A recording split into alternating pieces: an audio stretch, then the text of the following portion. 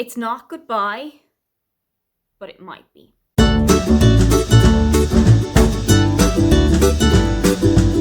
Hi, welcome, come on in. My name is Aoife and today I am going to play These Books Will Self-Destruct in a Year. I've seen this concept on BookTube quite a lot, but I think the initial idea originally came from Becca and the books. You take a look at your bookshelf and think about what are the books that have been on there since time began? What are the books that you haven't really been reaching for when you're looking for something to read? And then you give yourself a time that you have to read them in or you have to unhaul them. I'm giving myself a year. So we're going to come back in mid-July of next year and see if I've actually read these books. And if I haven't, unfortunately, it is time for me to say goodbye to them. So what are the books on the list? The first one is Soulmates by Holly Bourne. Holly is one of my auto-buy authors and she has been for quite a while, but I don't know what it is that isn't making me reach out for this one. This was Holly's debut novel. It's the very first book that she's ever published. And it is a YA book, which I have been kind of steering away from over the last couple of months when it comes to what I'm going to read, what I'm thinking about reading. The blurb doesn't actually give a lot away. The back of the book doesn't really give a whole lot away about what the book is about. It says, soulmates do exist, but not as you think. Every so often, two people are born who are the perfect match for each other, soulmates. But what if meeting your soulmate is earth-shattering? Literally. Doesn't really give a whole lot away about it, and actually it's giving me slight kind of fantasy vibes, but let's see if I pick out for this in a year. The next book that I might be saying goodbye to is The Things We Thought We Knew by Mashuda Snaith. This has been on my shelf since about 2017, 2018, and I don't initially even remember how I got to have it.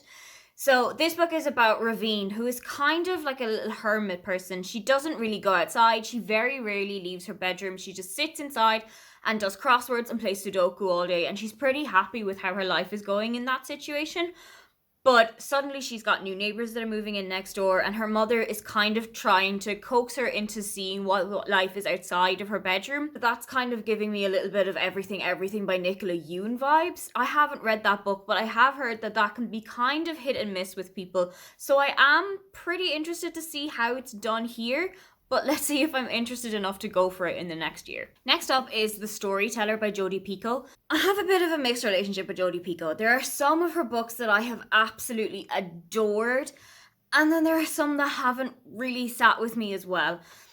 I don't know where I'm going to lie with this one, obviously, because I haven't read it, but the last couple of Jodi Picoult books that I've read have been kind of hit and miss for me, so it is the reason that it's putting me off reading this one already. This one is about Joseph, who is living in the community, kind of going under the radar, but nobody in the community knows that he is a murderer. He admits everything about his past and his crimes to a woman in the community named Sage, and then she has to kind of sit with the whole turmoil of, should I turn him in? Should I pay attention to this more? How should I react to this? Pretty much every Jodi Picoult book that I have read features a court case or some kind of legal drama in some way, and I feel like that can get a little bit repetitive, especially when you kind of know how it's going to turn out. You kind of know that there's a bit of a system to how she writes her books. So I'm a little bit put off in that sense, but let's see if I go for it. The next book that might be heading away is All the Bad Apples by Moira Fowley Doyle. I keep intending to read this around Halloween because it has got kind of witchy vibes to it, but it just keeps falling under the radar for me. I know that this is set in Ireland, and that's something that I really love seeing in books, because as an Irish person, I love reading about things that I have experienced, that I am familiar with, about places that I've been to, for example. And I know as well that this does kind of chronicle quite a lot of social changes that Ireland has gone through in the last decade, such as the repeal that we had on the abortion referendum, and also the referendum that we had to legalise same-sex marriages. I don't know what it is that is making me not want to pick this up. I think it's because there are quite a lot of heavy topics that are being discussed in this book, but I will absolutely make my best conscious effort to get to this one in October of this year. Hold me to that in October. Next one up is what I believe to be the TBR Veteran. I think this is a book that has been on my shelf for the longest, so it is absolutely vital that it goes into this video, and it's also absolutely vital that I try and get around to it by next July.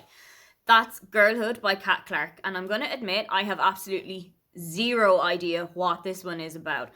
I received this as a gift from my friend. I think it was my friend Rachel back in like 2017 or so. And I can genuinely remember packing this with me when I moved to Germany in 2017. Why is it still on my shelf? No idea. I think it's because there's so little information about what the book is about on the back of it. The blurb is actually quite short and doesn't really give a whole lot away. I think it's more a quote from the book itself rather than what the book is actually about. So I always want that kind of instant gratification when I pick a book up and see what the book is actually about, who the characters are, what the situations that they find themselves in are. I'm probably going to have to try and put that to the wayside when I pick this book up, and I hope I will eventually pick this book up. So if you know anything about what this is about, please do let me know in the comments below. The final book that might be heading away is one that hasn't quite been on my TBR for all that long. I think I got it either as a Christmas or a birthday present last year from my wish list, and it is Geekerella by Ashley Poston. This one I know is the first in like a fairy tale retellings that are all set in like a Comic Con situation. And I think that this one is kind of a retelling of Cinderella based on that. There's also Beauty and the Con, I think it's called, which is based on Beauty and the Beast. And there is another one, but I'm not totally sure what fairy tale that one is set on. I really like fairy tale retellings. Cinderella is not the one that I would usually go for. I actually really enjoy Beauty and the Beast retelling, so I'm really hopeful to get to Beauty and the Con. I actually have a copy of that as an audiobook, I think, from my local library back in Ireland, and that's probably going to be available to be downloaded in a couple of weeks' time. So I might have to try and get to this one pretty quickly. I don't know what it is that's making me not want to pick it up though. I think it's because I don't generally enjoy Cinderella retellings. I do like reading them, but they're not this fairy tale that I would instantly go for. Let's see how it goes. All of these, I have to get to them by this time next year, or they're going to go out to a local street library. Are there any of these that you think I should start with, or are there any of these that you think I should probably already send off to the new owner? Don't forget to like and subscribe because I have new videos up every week. Now, get on out of here.